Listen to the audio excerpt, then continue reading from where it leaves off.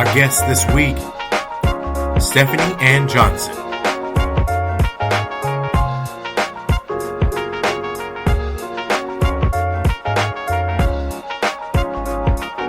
We've got a very special show for you folks. Let's go.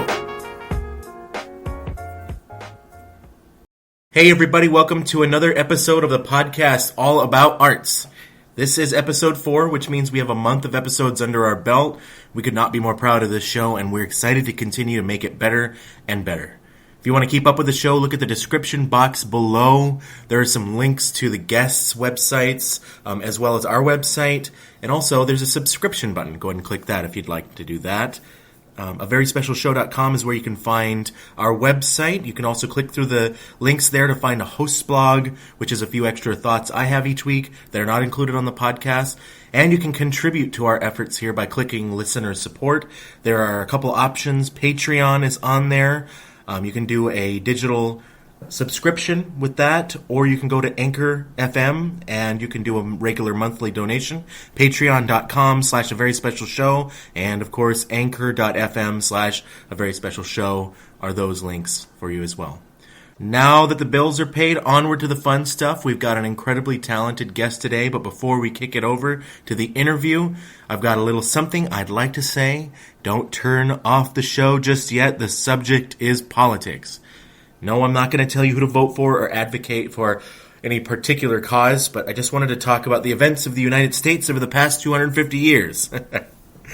Generation after generation, we have found a way to separate ourselves into progressively more segregated ideological communities. Sure, we don't live in a time when the North is fighting the South and our people are literally killing each other, but just because we're not being barbaric about our differences doesn't mean that they don't pervade and affect our common discourse and existence every single day. I've read a ton of unfortunate, extreme ideas, comments, conversations all over social media. We seem to be running apart from each other now that we can't be physically together. I challenge each and every one of you to look to the quote-unquote other side as a group of flawed, sometimes fearful, but always wonderful human beings. If we begin by stripping away the nonsense of a discourse that began 250 years ago, and we begin to see the beauty of the human spirit, the value of being charitable to everyone, even those who are emotionally or mentally damaged, we will begin to unite again.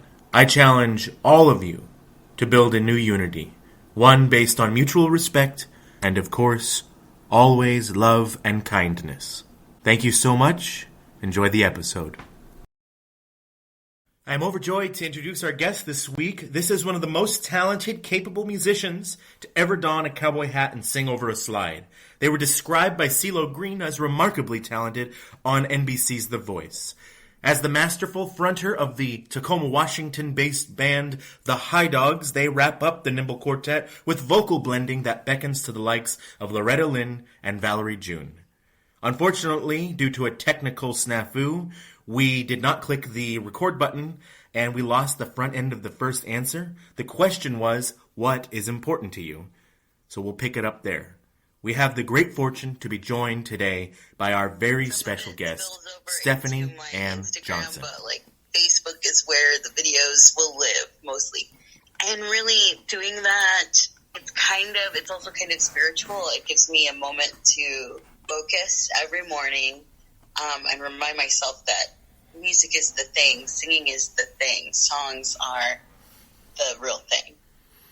So I asked another one of my guests what is important to them when they're creating, and the idea is that for them that the art itself, the creation of the art itself, was kind of the compelling factor. Is that the same for you? So the singing itself is what compels you to just continue to create. Is that what I'm kind of reading off of you? It's that in conjunction with a number of things. The sensation of singing is literally my favorite feeling. That's great. So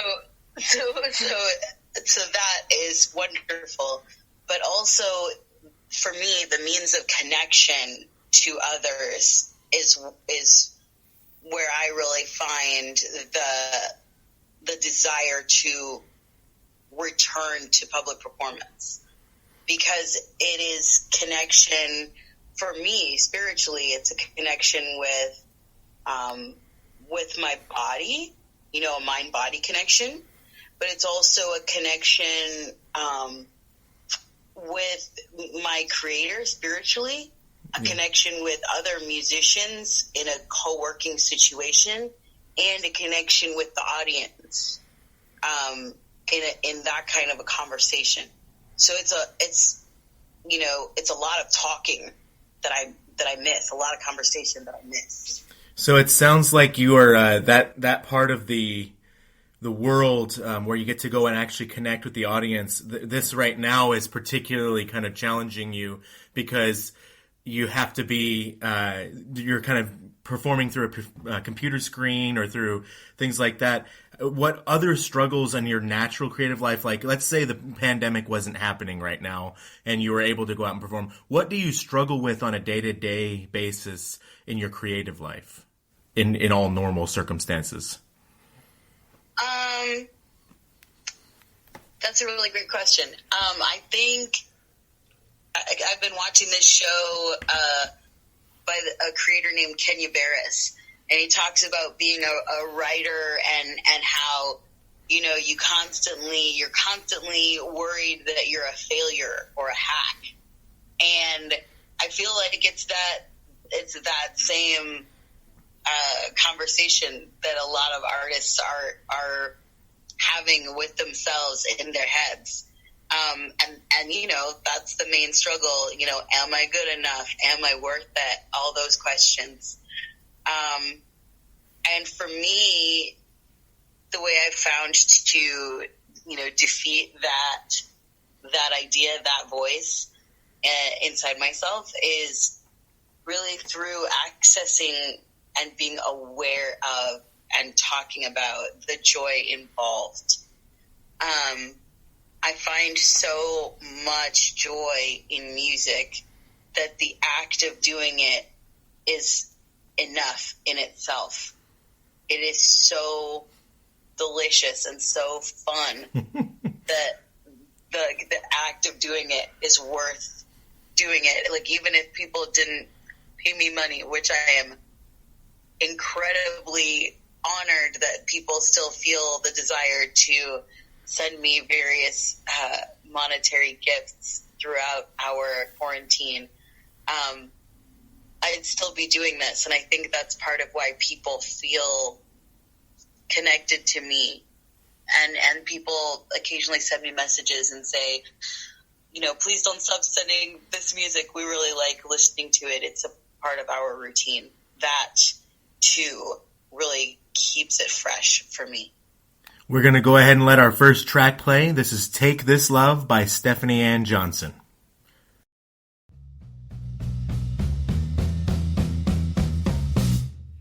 Take this heart, take my hand, see me now as I am, walk with me and walk slow, yeah, as we go.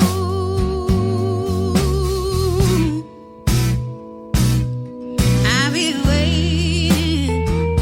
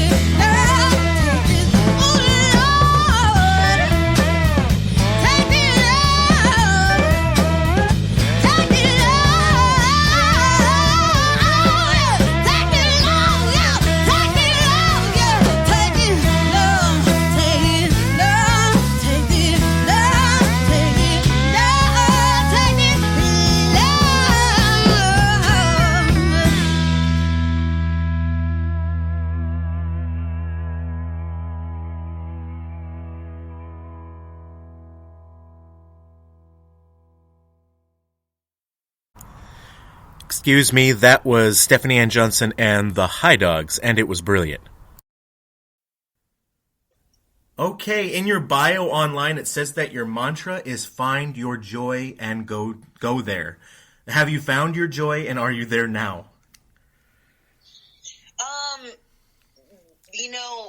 Ultimate joy, I guess, for me, it is somewhere in the middle of a song.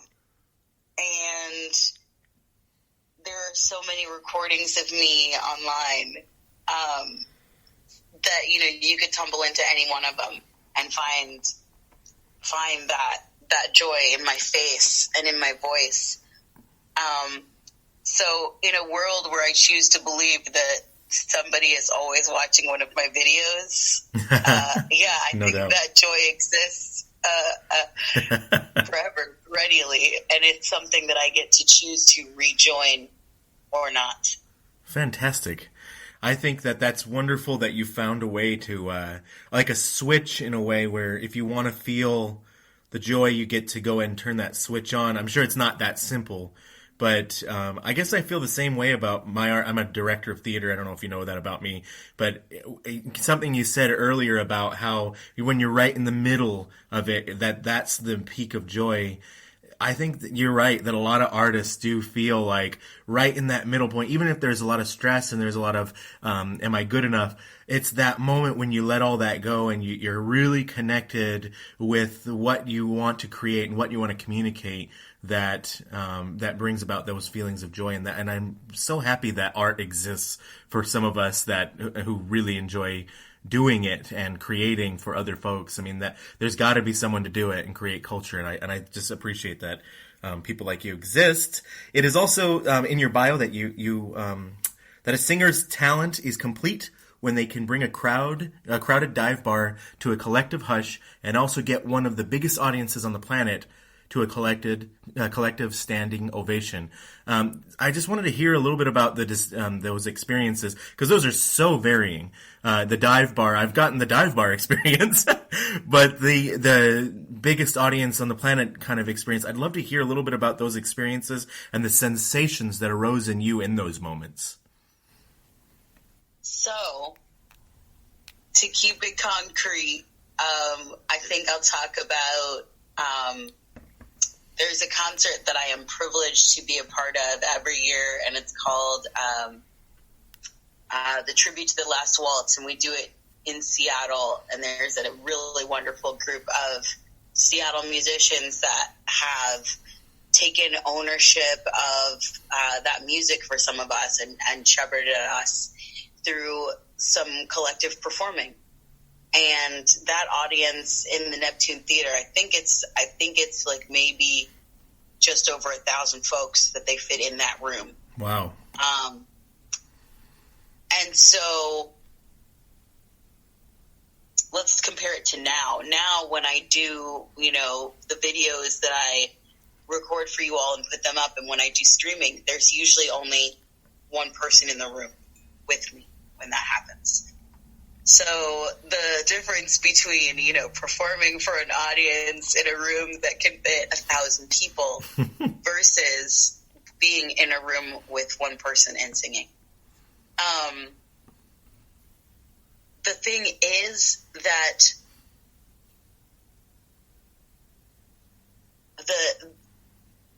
with 1,000 people in the room, when they're really with you and you really make a connection with them, there is no replacement for that feeling.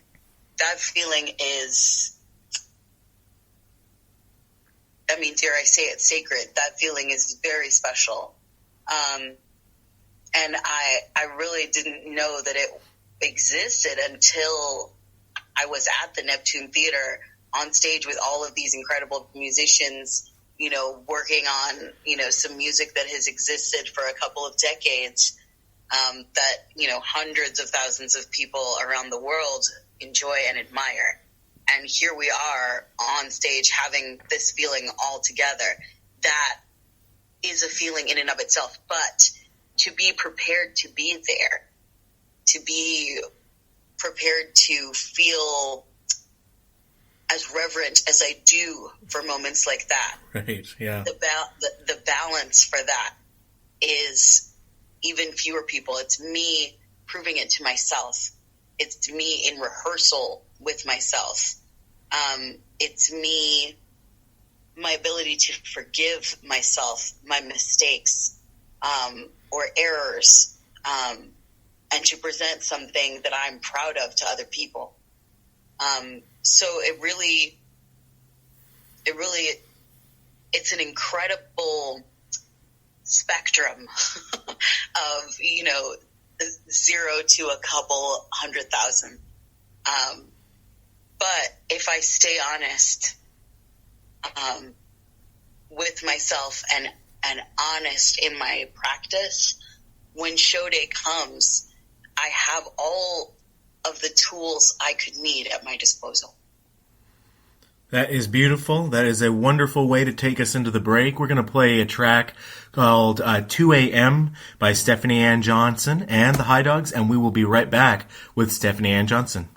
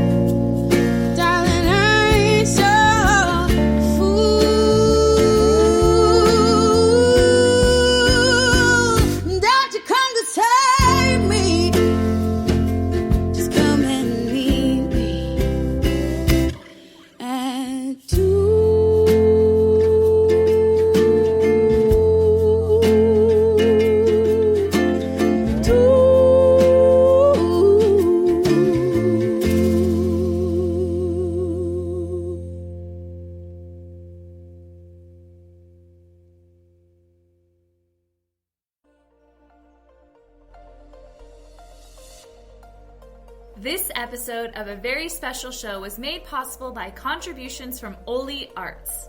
Oli Arts is the South Puget Sound's premier multi-platform arts publication. They are dedicated to highlighting the amazing arts and culture our community creates. They deliver information about performance, music, visual arts, and cultural events around the South Puget Sound via multiple mediums. Oli Arts offers a bi-monthly print edition, daily online content, occasional podcasts, and enhanced mobile experiences. Oli Arts is the guide to local arts and culture, from the drama of locally produced theater to the eclectic beauty of the Procession of the Species and semi-annual Olympia Arts Walk. Oli Arts print edition is hand-delivered by arts aficionados to local theater and concert patrons, while weekly online updates are curated and customized for local interests. For advertisers and community partners, Oli Arts provides unique access to a highly valued demographic of South Puget Sound audiences and readers. Whether you were born here or you're just visiting for the day, Oli Arts is your expert guide to arts and culture. Find free, up-to-date coverage of local events and happenings at oliarts.org. That's OLYARTS.org.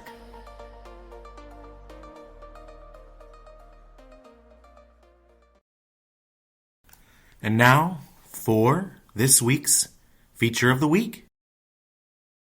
I'm Stephen Patterson, and I'm co-founder and an associate artist at Bridge Street Theater in Catskill, New York. We're located at 44 West Bridge Street, just a block west of the creek from Main Street in Catskill's historic downtown.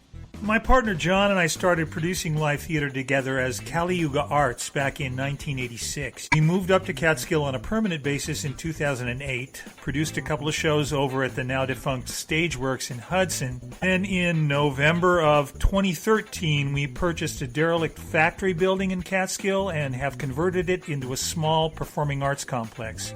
Opened our doors in the spring of 2014 and have been going great guns ever since, till the pandemic shut things down in March. 2 performance spaces, a small cabaret-type space called the Speakeasy that also serves as the theater's lobby, and an intimate 84-seat main stage called the Priscilla.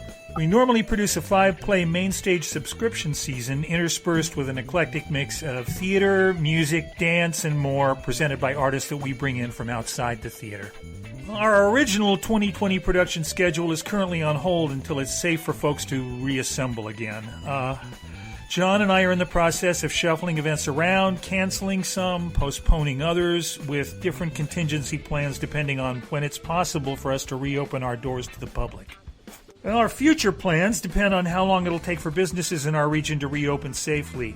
While we don't have any box office income right now, we don't have any production costs either, and since we have an extremely small staff to begin with, we're hanging on financially for the time being. Of course, we still have mortgage and utility payments to make. Our website is at bridgestreettheater.org. I have 2020 season tickets on sale there for folks who want to take a chance and help us get through the lean times here. Make sure they get their money's worth once we can open our doors again. Folks can also get all the latest news as it happens by visiting our Bridge Street Theater Facebook page. Our tagline at BST is Expect the Unexpected. We're mostly dedicated to producing new or neglected works, and we've already presented quite a few notable world premieres in our relatively short existence.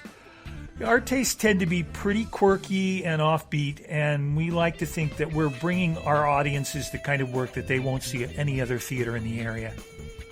Yeah, there's a Japanese term, mono no aware, literally the pathos of things. It's an awareness of how impermanent or transient things are, and both a wistfulness at their passing, as well as a longer, deeper, gentle sadness about this state being the reality of life. That pretty much describes what we love about the experience of live theater. Its ephemeral nature is the thing that makes it so special. We sure hope we can get back to it soon.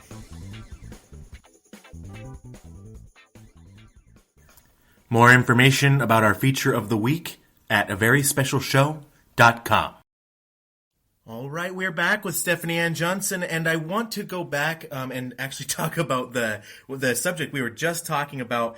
And just because I have experienced myself being on a smaller stage, being on a larger stage, and I feel more at home in the smaller venues myself.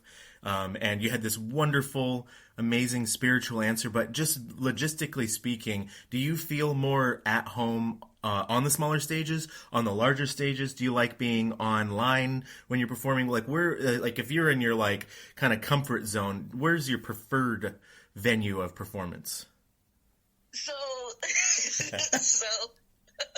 I'm a Cancerian. My birthday is July the 21st. Coming up, yeah. Right? All right. And so these types of animals, we take our home with us from one place to the next.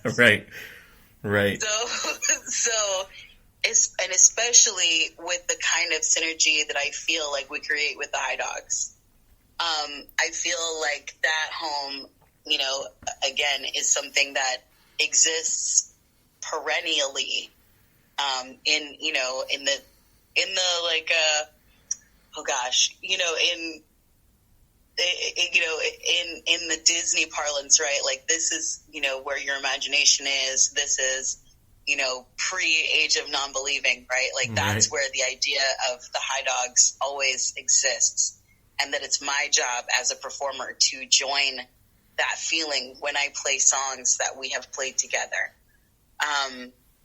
To let that energy live in those moments.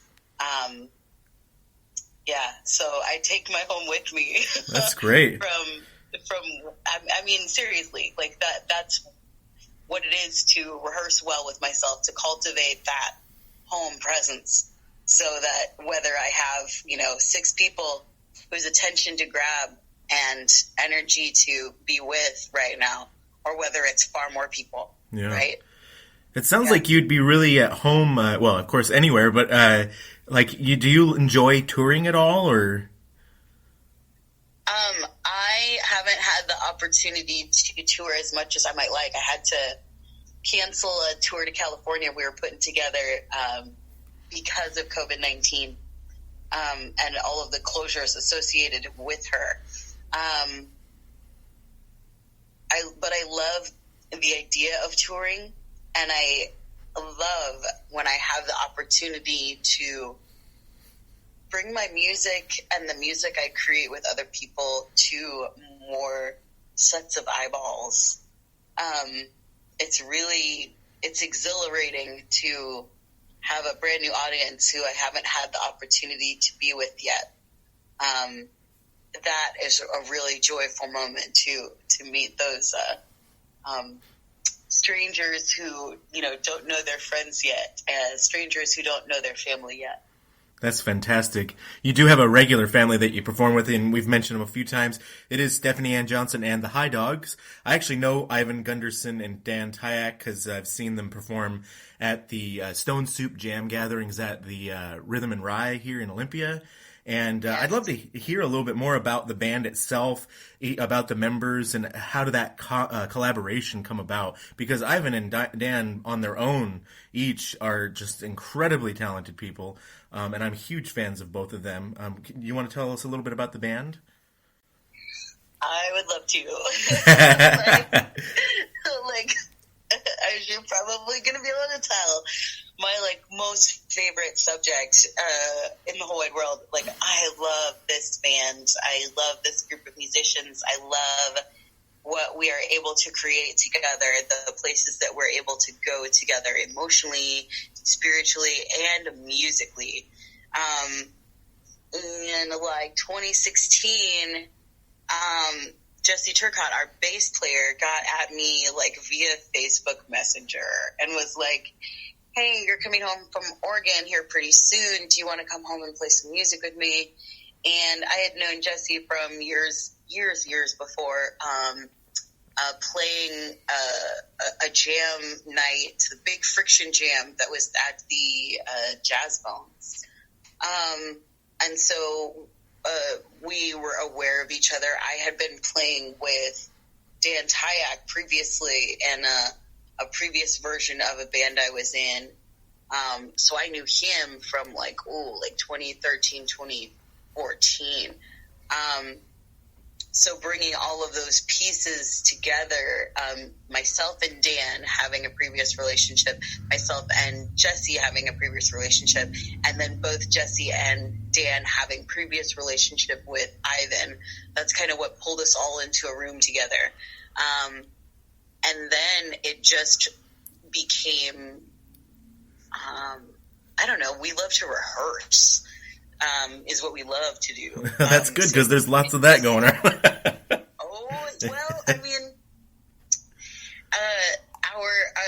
our drummer Ivan, like, he has a day job and a significant other, and their SO has children, so they are really not wanting to mix with the rest of us, just so that we are like properly social distancing, you know. Right. So currently we are not rehearsing, which is, it's tough, but let me tell you, you know, being able to be with you and sit and talk about my band, our band, and how it perennially exists, and it's my job to continue to return to it and to continue to join it. That thought, talking about that thought, it keeps me energized for this work. When I watched your KNKX performance, I noticed, because I've seen them perform with other people, and I'm sure they love performing, but you guys just seem like a really tight-knit group, a really close kind of family-oriented kind of group, family-oriented more in the sense that you're oriented to each other as a family rather than the other meanings that could be. But it just really seemed like you guys were really tight, and I'm really happy that that the four of you have kind of found each other and are creating this music. And we are going to toss it away one more time, but I want to give you one more chance to just share whatever you want to share, any upcoming fundraisers, events. I noticed you do secret concerts online. If you wanted to highlight that a little bit, whatever you want to highlight and whatever you want to communicate to this audience, go ahead and let them know. All right, you all. I just want to say thank you so much for spending your time with me, and for listening to a very special show, and for following Kevin McManus. Thank you so much. If you want to get more of me and my band and follow us around and figure out what we're doing, follow me on Facebook, Stephanie Ann Johnson, Ann with an E. Follow me on Instagram, Stephanie Ann Johnson, all one word, all lowercase. Follow the band on social media. Follow the Hidogs. The Hidogs also have an Instagram. Follow the Emergency Bandcast system. That is one of the ways that we will be in connection with you all every Monday. At 7, we do an hour live stream. And then every morning at 9:30 a.m., except it's 10:30 on Sunday because you need to sleep, a brand new song will be posted on my Facebook page. It really is my gift to you. And if you feel so inclined, you know, my Facebook and Venmo are posted on my Facebook pages. But if not, tune in, listen, share with your friends. And, you know, let's make a little joy together, yeah? Fantastic. That's Stephanie Ann Johnson. And Stephanie Ann Johnson and the Hidogs online. I'll go ahead and post a lot of those links in the video, on our website, on social media. And thank you so much, Stephanie Ann, for joining us. Oh, of course. My pleasure.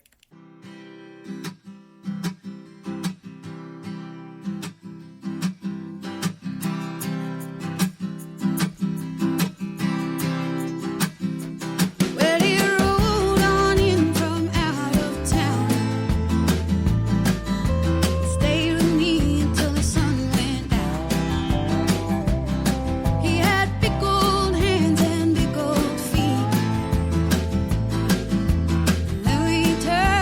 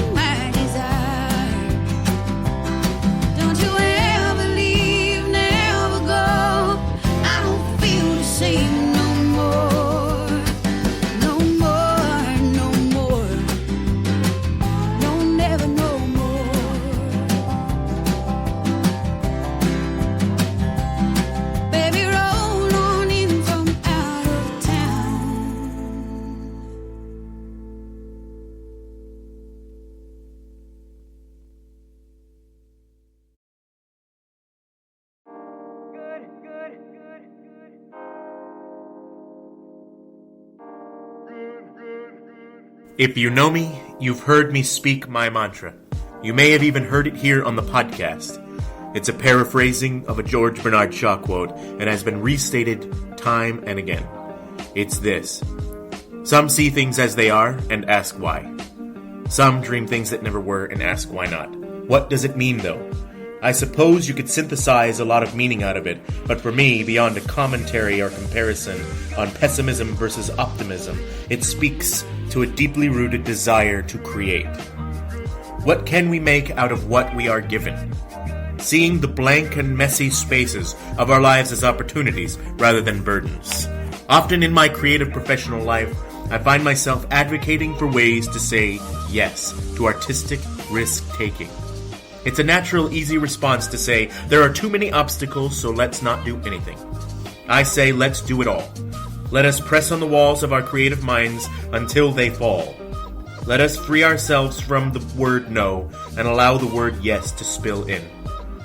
In place of lamenting the challenges of life, let us dream things that never were and say, why not?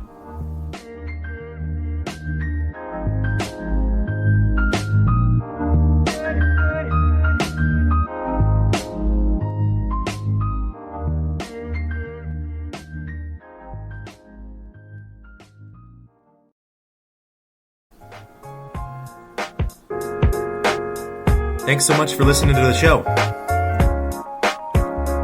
Don't forget to click the like, follow, or subscribe button. Our guest next week, filmmaker Zach Weintraub.